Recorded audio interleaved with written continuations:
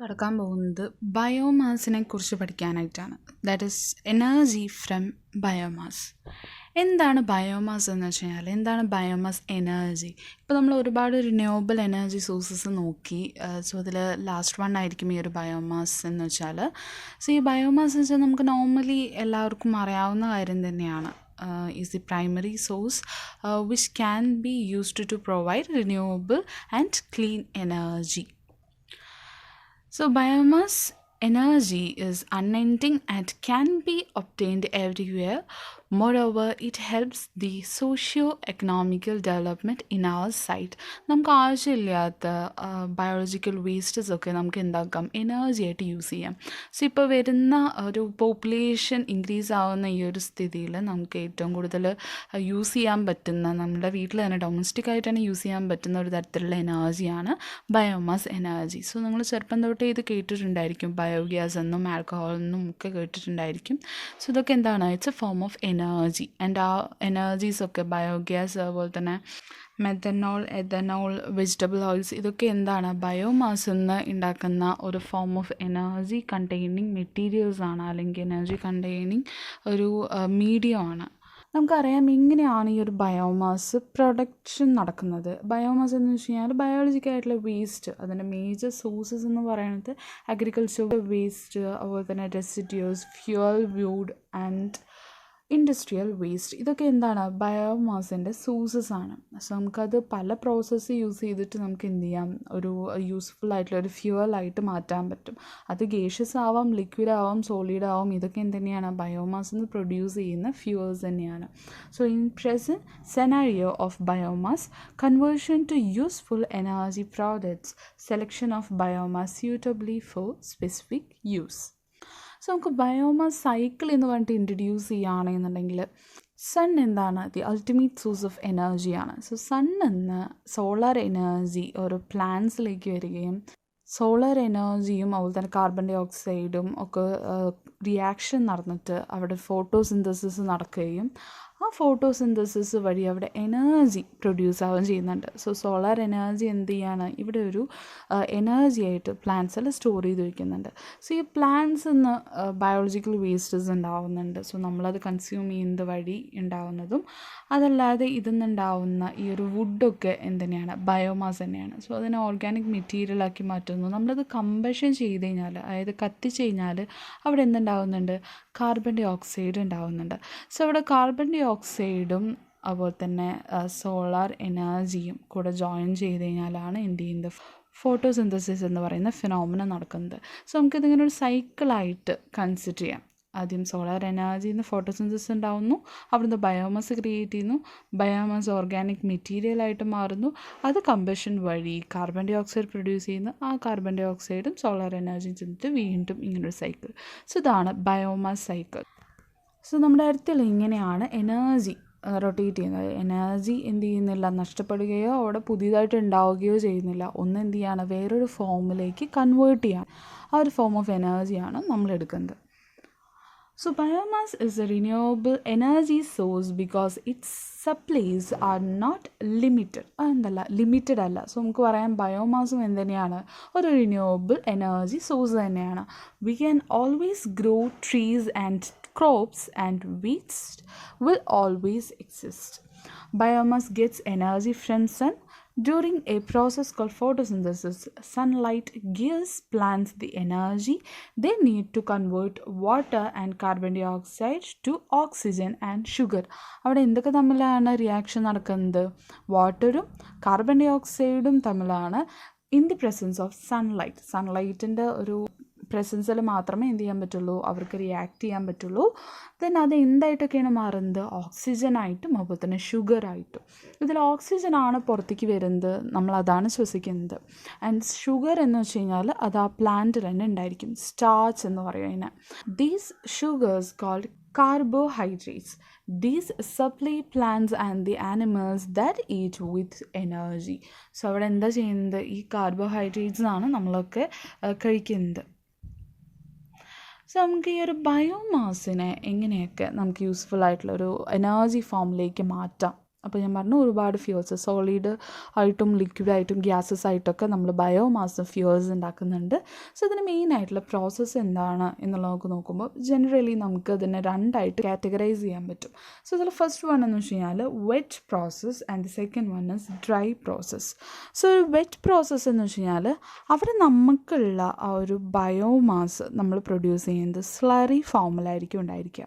അതായത് നമ്മൾ എന്താ ചെയ്യുന്നത്, the raw material are crushed separately and then directly mixed in correct proportion in the presence of water to make a fine thin paste known as slurry. അവിടെ എന്താണ് water use ചെയ്തിട്ട് നമ്മൾ ആ ഒരു മെറ്റീരിയലിനെ ക്രഷ് ചെയ്തിട്ട് ഒരു സ്ലറി ഫോമിലേക്ക് മാറ്റുകയാണ് ചെയ്യുന്നത്.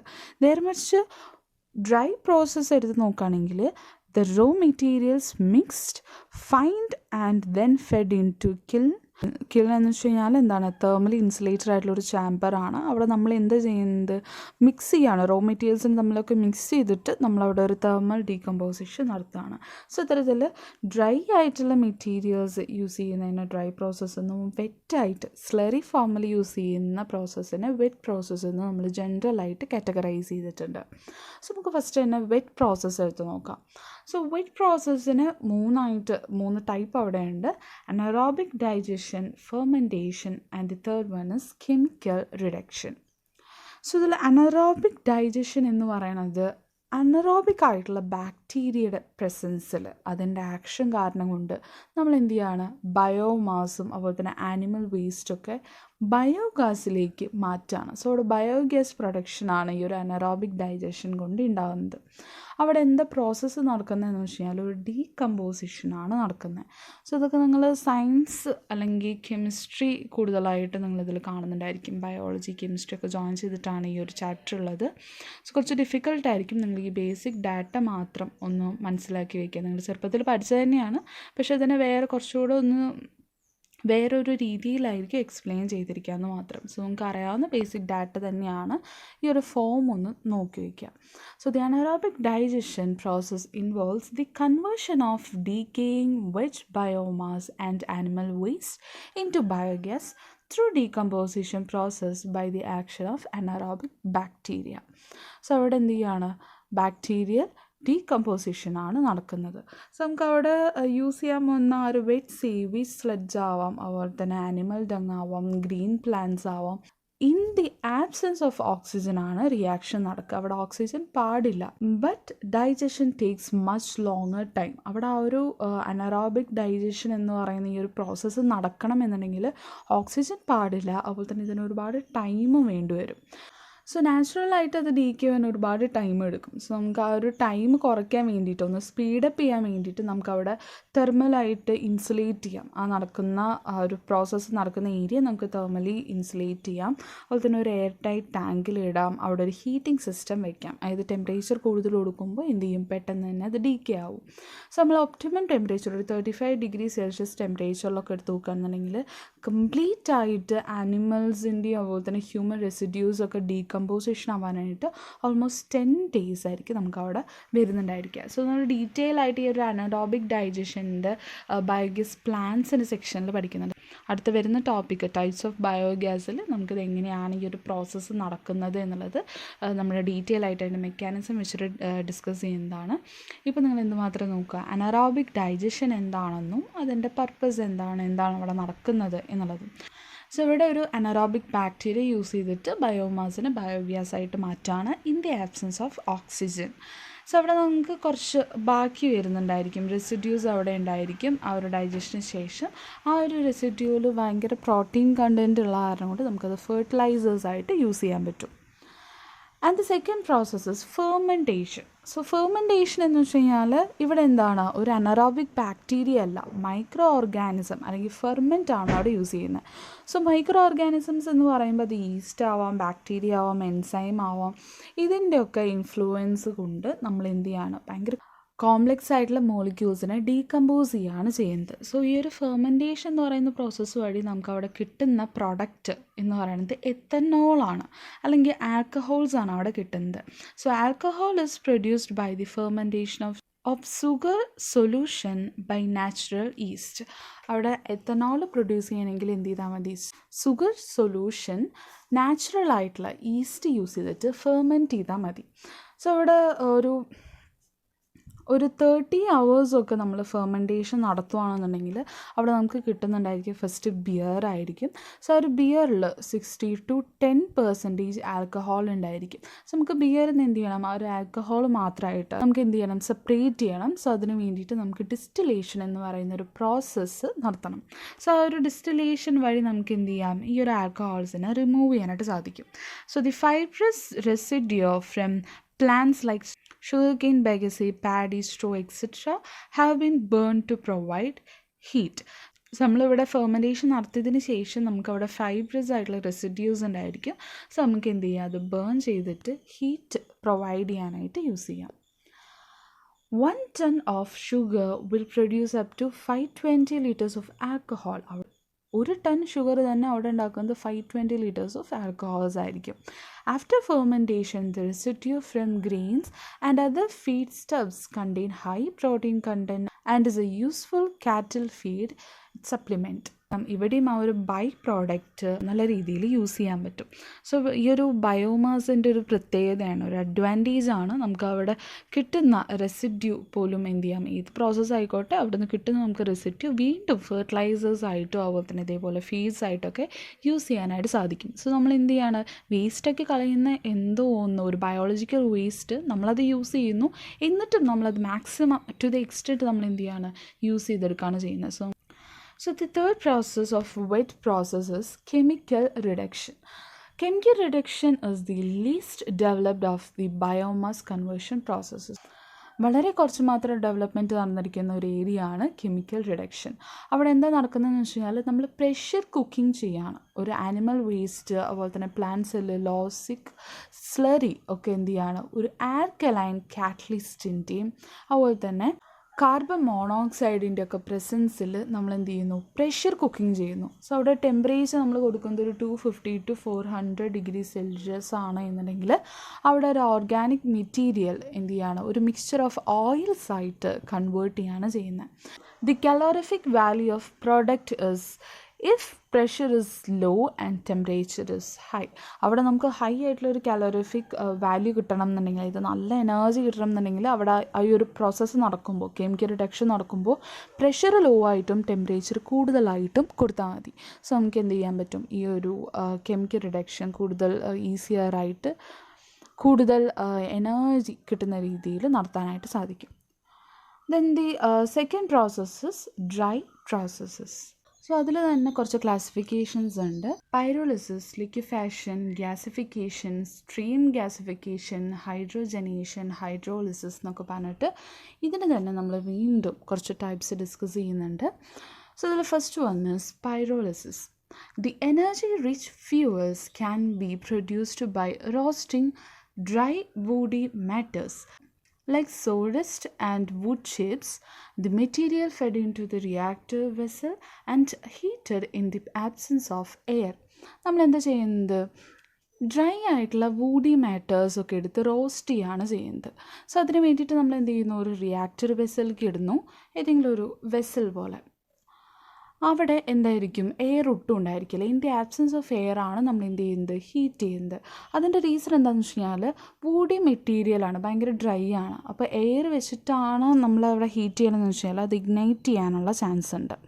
അതുകൊണ്ട് നമ്മൾ എന്ത് ചെയ്യുന്നു, എയർ ഇല്ലാതെ ആബ്സെൻസിൽ നമ്മളിവിടെ ഹീറ്റ് ചെയ്യിപ്പിക്കുന്നു. So the temperature is rise, the cellulose and lignin is break down to simpler substance. So ഇത്തരത്തിൽ നമ്മൾ എയറിൻ്റെ ആബ്സെൻസിൽ ഹീറ്റ് ചെയ്യുന്നത് വഴി എന്താ നടക്കുന്നതെന്ന് വെച്ച് കഴിഞ്ഞാൽ കോംപ്ലെക്സ് ആയിട്ടുള്ള സബ്സ്റ്റൻസ്, അതൊക്കെയാണ് ഈ സെല്ലുലോസും ലിഗ്നിനൊക്കെ, അതൊക്കെ എന്ത് ചെയ്യുന്നുണ്ട്, സിംപ്ലർ സബ്സ്റ്റൻസ് ആയിട്ട് ബ്രേക്ക് ഡൗൺ ആവുന്നുണ്ട്. The range of temperatures lies between 500 degrees Celsius to 1000 degrees Celsius. നമ്മൾ ഈ ഒരു മെത്തേഡ് പൈറോളിസിസ് ആണ് ചാർക്കോളൊക്കെ ഉണ്ടാക്കാനായിട്ട് യൂസ് ചെയ്യുന്നത്. കാരണം ഇത്തരത്തിൽ നടത്തി കഴിഞ്ഞാൽ നമുക്ക് അവിടെ ചാർ റെസിഡ്യൂസ് ആയിരിക്കും പ്രൊഡ്യൂസ് ചെയ്യേണ്ടായിരിക്കുക. സോ അതിനാണ് നമ്മൾ ചാർക്കോൾ എന്ന് പറയുന്നത്. The second dry process is liquefaction. Liquefaction എന്ന് വെച്ചാൽ അവിടെ എന്താണ്, ലിക്വിഡാണ് അവിടെ റിയാക്ട് ചെയ്തിട്ട് ഉണ്ടാവുന്നത്. The liquids are maximised by rapid heating of the feedstock at low temperature. അവിടെ നമ്മൾ എന്ത് ചെയ്യുന്നു, നമ്മൾ ഈ വുഡ് ടൈപ്പുള്ള മെറ്റീരിയൽസിനൊക്കെ എയറിൻ്റെ ആബ്സെൻസിൽ അതിനെ ഹീറ്റ് ചെയ്യുമ്പോൾ അവിടെ എന്താണ്, പൈറോളിസിസ് എന്ന് പറയുന്ന ഒരു ഫിനോമിന എന്നാണ് നമ്മൾ മെൻഷൻ ചെയ്തത്. ഇവിടെ നമ്മൾ എന്താ ചെയ്യുന്നത്, നമ്മുടെ ഫീഡ് സ്റ്റോക്ക് ഹീറ്റ് ചെയ്യിപ്പിക്കുന്നു, പക്ഷേ ലോവർ ടെമ്പറേച്ചറിലാണെന്ന് മാത്രം. അവിടെ ഹീറ്റ് ചെയ്യുമ്പോൾ എന്ത് പറ്റുന്നുണ്ട്, അവിടെ വേപ്പേഴ്സ് ഫോം ചെയ്യുന്നുണ്ട്. അവിടെ ആ വേപ്പേഴ്സ് നമ്മൾ കണ്ടൻസ് ചെയ്യുന്ന സമയത്ത് നമുക്ക് 2 തരത്തിലുള്ള ഫേസസ് ആണ് കിട്ടുന്നത്. ഒന്നെന്ന് പറയുന്നത് അക്വസ് ഫേസ് ആണ്, അതായത് നോർമൽ വാട്ടർ സൊല്യൂബിൾ ആയിട്ടുള്ള ഓർഗാനിക് മെറ്റീരിയൽസ് ഉള്ള, അതായത് അസറ്റോൺ, ആസിറ്റിക് ആസിഡൊക്കെയുള്ള ഒരു വാട്ടറാണ് കിട്ടുന്നത്. സോ നമ്മൾ അതിന് അക്വസ് ഫേസ് എന്ന് പറയുന്നു. And second one is non aqueous phase. കാരണം അക്വസ് എന്ന് വെച്ചാൽ വാട്ടറിൽ സൊല്യൂബിൾ ആയിട്ടുള്ള വാട്ടർ തന്നെയാണ്. നോൺ അക്വസ് എന്ന് വെച്ച് കഴിഞ്ഞാൽ വാട്ടറിൽ സൊല്യൂബിൾ അല്ലാത്തത്. കാരണം നിങ്ങൾ വെള്ളത്തിലൊക്കെ ഓയിൽ ഇട്ട് കഴിഞ്ഞ് കഴിഞ്ഞാൽ അത് അലിയില്ലല്ലോ. അങ്ങനെ അലിയാത്ത മെറ്റീരിയൽസിന് ആ ഒരു ഫോമിനാണ് നമ്മൾ നോൺ അക്വസ് എന്ന് പറയുന്നത്. സോ അങ്ങനെ ഒരു നോൺ അക്വസ് ഫേസും കൂടെ അവിടെ ഉണ്ടാവുന്നുണ്ട്. It consist of oils and TARS. So ഈ ഓയിൽസ് ആൻഡ് ടാർസിന് നമുക്ക് എന്ത് ചെയ്യാൻ പറ്റും, ഹീറ്റ് ചെയ്യിപ്പിക്കാൻ പറ്റും. കുറച്ച് ഡിഫിക്കൽട്ട് ആണെങ്കിലും ആ ഒരു ക്രൂഡ് പ്രോഡക്ട്സിന് നമുക്ക് ഹീറ്റ് ചെയ്യിപ്പിക്കാൻ പറ്റും. നമ്മൾ ഇതന്നെ ഒരു കൺവെൻഷണൽ റിഫൈനിങ് ടെക്നിക്സ് യൂസ് ചെയ്തിട്ടാണെന്നുണ്ടെങ്കിൽ നമുക്ക് ഈ ഒരു മെത്തേഡ് യൂസ് ചെയ്തിട്ട് പ്രീമിയം ഫ്യൂവൽസ് ഉണ്ടാക്കാനായിട്ട് സാധിക്കും. പൈറോളിസിസ് എന്നുള്ള പ്രോസസ്സ് യൂസ് ചെയ്തിട്ട് നമുക്ക് വേറെ ഫ്യൂവൽ ഗ്യാസസും അപ്പോൾ തന്നെ കാർബൺ മോണോക്സൈഡ്, ഹൈഡ്രജൻ, കാർബൺ ചാറ് ഇതൊക്കെ പ്രൊഡ്യൂസ് ചെയ്യാനായിട്ട് സാധിക്കും. സോ ഈ ഒരു പൈറോളിസിസ് എന്ന് പറയുന്ന ഫിനോമിനൻ നമ്മൾ ഓക്സിജൻ്റെ പ്രസൻസിലാണ് ഹീറ്റ് ചെയ്യിപ്പിക്കുന്നതെന്നുണ്ടെങ്കിൽ ആ ഒരു പ്രോസസ്സിനെ ഗ്യാസിഫിക്കേഷൻ എന്നും, വാട്ടറിൻ്റെ പ്രസൻസിലാണ് നമ്മളവിടെ ഹീറ്റ് ചെയ്യിപ്പിക്കുന്നത് എന്നുണ്ടെങ്കിൽ, പൈറോളിസിസ് നടത്തുന്നത് എന്നുണ്ടെങ്കിൽ അതിന് സ്റ്റീം ഗ്യാസിഫിക്കേഷൻ എന്നും, ഇനി അതെല്ലാം ഹൈഡ്രജൻ്റെ പ്രസൻസിലാണെന്നുണ്ടെങ്കിൽ അതിന് ഹൈഡ്രജനേഷൻ എന്നുമാണ് മെൻഷൻ ചെയ്യുക. സോ ഗ്യാസിഫിക്കേഷൻ എന്ന് വെച്ച് കഴിഞ്ഞാൽ pyrolysis of wet biomass produced fuel gas. For maximizing the gas yield is blow small quantity of air in the reactor and to increase the temperature 100 degrees Celsius. ഇവിടെ എന്താ ചെയ്യുന്നത്, ഈ ഒരു പൈറോളിസിസിലേക്ക് air ഒരു small ക്വാണ്ടിറ്റിയിൽ കടത്തിവിടുകയാണ് ചെയ്യുന്നത്. സോ അവിടെ നമുക്ക് എന്ത് ചെയ്യും, ടെമ്പറേച്ചർ കുറച്ചുകൂടെ കൂടും. Air blower gasifier has low calorific value and may be 40% inert nitrogen gas. So ഇതായിരിക്കും അതിൻ്റെ ഒരു പിക്ചറൈസേഷൻ വരുന്നുണ്ടായിരിക്കും. സോ ഈ ഒരു ഭാഗത്ത് എടുത്ത് നോക്കണമെങ്കിൽ ഇതൊരു തെർമലി ഇൻസുലേറ്റഡ് ആയിട്ടുള്ള ഒരു വെസലായിരിക്കും. സോ ഇതിൽ ഏതാണോ ഒരു വെറ്റ് മെറ്റീരിയൽ, വെറ്റ് ബയോമാസ് എന്ന് വെച്ച് കഴിഞ്ഞാൽ അതാണ് നമ്മളിവിടെ പ്ലേസ് ചെയ്തിരിക്കുന്നത്. സോ ഇതിൽ വുഡ്സ് ഉണ്ടായിരിക്കും. സോ ആ വുഡ്സിനെ നമ്മളിങ്ങനെ ഇതിന് മേലെ കൂടെ കടത്തി വിടുന്നു, ഈ ഒരു വെസലിലേക്ക് ഇടുന്നു. ഇവിടെ എന്ത് ചെയ്യുന്നുണ്ട്, കമ്പഷൻ നടക്കുന്നുണ്ട്. സോ അതിന് വേണ്ടിയിട്ട് എയറിനെ ഈതർ സൈഡിൽ നിന്ന് പാസ് ചെയ്യിപ്പിക്കുകയാണ് ചെയ്യുന്നത്. So in the presence of air അവിടെ കമ്പഷൻ നടക്കുന്നുണ്ട് ആൻഡ് റിഡക്ഷൻ അവിടെ നമുക്ക് ഗ്യാസ് പ്രൊഡ്യൂസ് ചെയ്തു.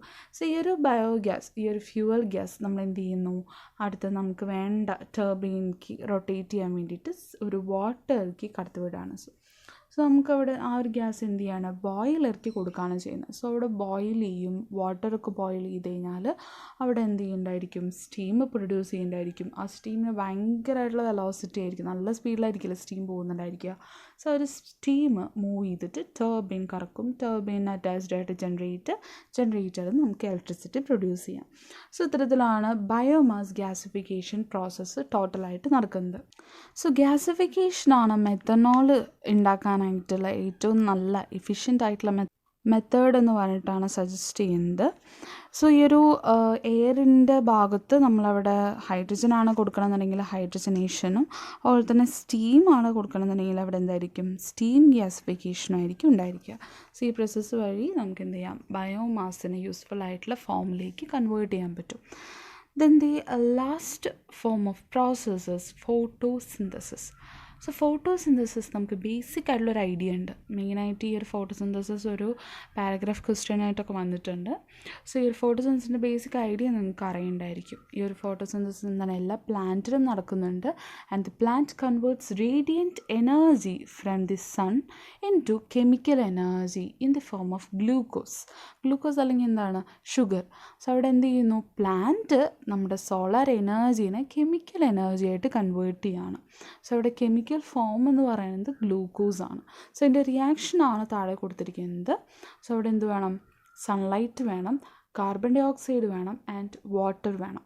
സോ ഇത് റിയാക്ട് ചെയ്തിട്ട് ഗ്ലൂക്കോസ് C6H12O6 അതാണ് ഗ്ലൂക്കോസ്, അതും പ്ലസ് ഓക്സിജനും റിലീസ് ചെയ്യുന്നു. സോ ഒരു ഓക്സിജനാണ് നമ്മൾ ശ്വസിക്കുന്നത്.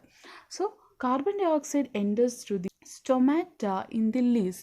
ഒരു പ്ലാന്റ് എടുത്ത് നോക്കുകയാണെങ്കിൽ എന്തുണ്ട്? ലീസിൽ എന്തുണ്ടായിരിക്കും? സ്റ്റൊമാറ്റ എന്ന് പറഞ്ഞിട്ട് ഒരു പാർട്ട് അവിടെ ഉണ്ടായിരിക്കും. ആ ഒരു പാർട്ട് വഴിയാണ് എന്ത് ചെയ്യുന്നത്? കാർബൺ ഡൈ ഓക്സൈഡ് എൻറ്റർ ആവുന്നത്. അതുപോലെ തന്നെ കാർബൺ ഡൈ ഓക്സൈഡ് മാത്രം പോരാ, വേറെ ഒന്നും കൂടെ വേണം, വാട്ടർ കൂടെ വേണം. So water enters through the roots നിന്ന് എന്ത് ചെയ്യുന്നു? വാട്ടറും വരുന്നു. ദെൻ സൺലൈറ്റ് വിടുന്നുണ്ട്. So the sunlight is absorbed by chlorophyll and a chemical reaction takes place. So ഈ ഒരു പ്ലാന്റിലുള്ള ക്ലോറോഫിൽ എന്ന് പറയുന്ന ഒരു പാർട്ടിലാണ് എന്ത് ചെയ്യുന്നത്? സൺലൈറ്റിനെ അബ്സോർബ് ചെയ്യുന്നത്.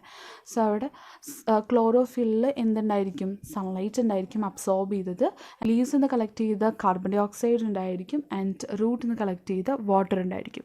സോ ഒരു ക്ലോറോഫില്ലിലാണ് എന്തുണ്ടാകുന്നത്? കെമിക്കൽ റിയാക്ഷൻ നടക്കുന്നത്. സോ കെമിക്കൽ റിയാക്ഷൻ നടന്നിട്ട് അവിടെ എന്തുണ്ടാകുന്നുണ്ട്? Glucose is made. ദെൻ വേറെ എന്തുണ്ടാവുന്നുണ്ട്? Oxygen exist through the stomata. ആ ഒരു സ്റ്റൊമാറ്റയിൽ നിന്ന് ഓക്സിജൻ എക്സിസ്റ്റ് ആവുന്നുണ്ട്. സോ ഈ ഒരു പ്ലാന്റിൻ്റെ ഒരു വായുഭാഗമായിട്ട് നമുക്ക് ഈ സ്റ്റൊമാറ്റേനെ കാണാം. സോ ഈ സ്റ്റൊമാറ്റയിൽ എന്ത് ചെയ്യുന്നു? കാർബൺ ഡൈ ഓക്സൈഡ് ശ്വസിക്കുന്നു, ഓക്സിജൻ പുറത്തേക്ക് വിടുന്നു. നമ്മൾ എന്താ ചെയ്യുന്നത്? ഓക്സിജൻ ശ്വസിക്കുന്നു ആൻഡ് കാർബൺ ഡൈ ഓക്സൈഡ് പുറത്തു വിടുന്നു. നേരെ റിവേഴ്സാണ് പ്ലാന്റ്സ് ചെയ്യുന്നത്. സോ നമുക്ക് ആവശ്യമുള്ള ഓക്സിജൻ റിലീസ് ചെയ്യുന്ന എന്താണ്? പ്ലാന്റ്സ് ആണ്. സോ നമ്മളവിടെ ഒരു ഓവർവ്യൂ പോലെ നോക്കുകയാണെന്നുണ്ടെങ്കിൽ ഫോട്ടോ എന്ന് വെച്ചാൽ ലൈറ്റ് എന്ന് പറയുന്ന മീനിങ്, സിന്തസിസ് എന്ന് വെച്ചാൽ പുട്ടിങ് ടുഗെദർ, അവിടെ എന്ത് ചെയ്യാമെന്നാണ്? ലൈറ്റിനെ വേറൊരു ഫോമിലേക്ക് കൺവേർട്ട് ചെയ്യുകയാണ് ചെയ്യുന്നത്.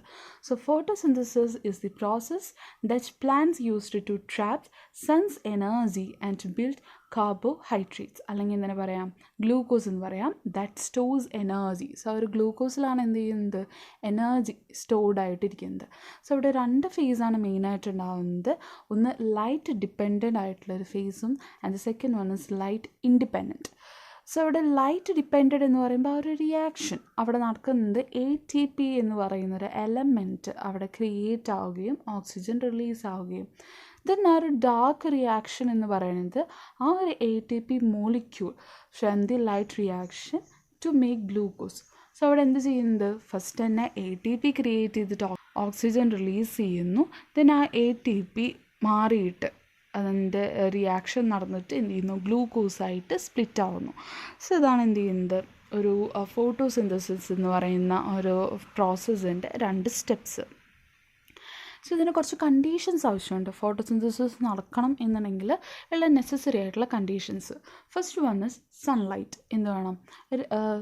സൺലൈറ്റ് ഇല്ലാത്ത ഭാഗത്ത് നമുക്ക് ഫോട്ടോസിന്തസിസ് നടക്കില്ല, പ്ലാന്റ്സ് ഗ്രോ ആവില്ലല്ലോ. അവിടെ എന്താ നടക്കുന്നതെന്ന് വെച്ചാൽ only the red and blue wave lengths of white light R involved in photosynthesis. So sunlight എന്ന് പറയുന്നത് അതിൽ എല്ലാ റേഡിയേഷൻസും ഉണ്ടായിരിക്കും. നമ്മളുടെ വിസിബിൾ റേഡിയേഷൻസ് മാത്രമല്ല, അവിടെ ഗാമ റേഡിയേഷൻസ് ഉണ്ടായിരിക്കും, ബീറ്റ റേഡിയേഷൻസ് ഉണ്ടായിരിക്കും, റേഡിയോ വേവ്സ് ഉണ്ടായിരിക്കും, അങ്ങനെ ഒരുപാടുണ്ട് ഇലക്ട്രോ മാഗ്നറ്റിക് വേവ്സ് ആയിട്ട്. സോ അതിൽ only the visible region is absorbed. അവിടെ red and blue wavelength of white light മാത്രമേ എന്ത് ചെയ്യുന്നുള്ളൂ? നമ്മുടെ പ്ലാന്റ്സ് അബ്സോർബ് ചെയ്യുന്നുള്ളൂ. ആ ഫോട്ടോസിന്തസിസ് എന്ന് പറയുന്ന ഫിനോമിന നടക്കാനായിട്ട് ആവശ്യമുള്ളൂ. Then the second one is chlorophyll. ഈ ക്ലോറോഫൈൽ എന്ന് വെച്ച് കഴിഞ്ഞാൽ green pigment in plants that traps energy from the sun. ഒരു ഗ്രീൻ പിഗ്മെൻറ്റ് ഉണ്ടായിരിക്കും പ്ലാന്റ്സിൽ, അതാണ് നമ്മൾ ക്ലോറോഫൈൽ എന്ന് പറയുന്നത്. Then water supplies the hydrogen atoms needed to make glucose. So glucose create ചെയ്യാനായിട്ട് നമുക്ക് എന്ത് വേണം? ഹൈഡ്രജൻ വേണം. സോ ഒരു ഹൈഡ്രജൻ്റെ സപ്ലൈ ആണ് വാട്ടർ കൊണ്ട് ഉദ്ദേശിക്കുന്നത്. Then carbon dioxide supplies the carbon and oxygen atoms needed to make glucose. ഗ്ലൂക്കോസിൽ എന്തായിരുന്നു? C6H12O6. അപ്പോൾ അവിടെ കാർബണും ഉണ്ട്, ഹൈഡ്രജനും ഉണ്ട്, ഓക്സിജനും ഉണ്ട്.